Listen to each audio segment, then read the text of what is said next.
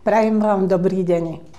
Nemusí sa zapísať do dejín. Stačí, ak bude inšpiráciou a energiou pre zajtrajšok. Ak sa vrátim do minulosti, tak preto, lebo všetko predčasné, čo sa minulý rok udialo, zarezalo veci a procesy, ktoré potrebovali čas na to, aby dozreli a rozvíjali sa. Dnes zbierame iba trpké plody s mizivými výsledkami na založenie zdravého sadu. Kresťanská únia má za sebou prácu, ktorej ovocie si užívajú nielen budúce mamy, mladé rodiny, ale i stredná generácia či seniori. Hovorím o dobrej úrode, ktorej hrozí, že ju sociálna vláda nechá zhniť. Chvala Bohu, pri rodičovskom dôchodku sa im to nepodarilo.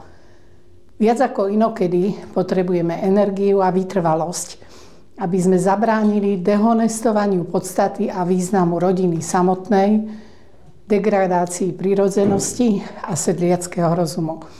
Aj dnes je potrebné nahlas hovoriť, že žena je žena a muž je muž.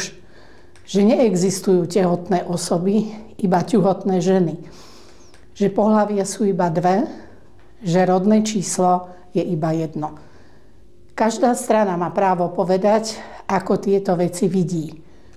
Nemá však právo hrubým spôsobom vygumovať čiary, ktoré určujú hranice. Pomôžem si slovami Alberta Einsteina. Učme sa zo včerajška, žijme pre dnešok a dúfajme v zajtrajšok. Dôležité je neprestať sa pýtať. My rozhodne ticho nebudeme. Do parlamentu sme predložili 7 zákonov, o ktorých určite budete počuť.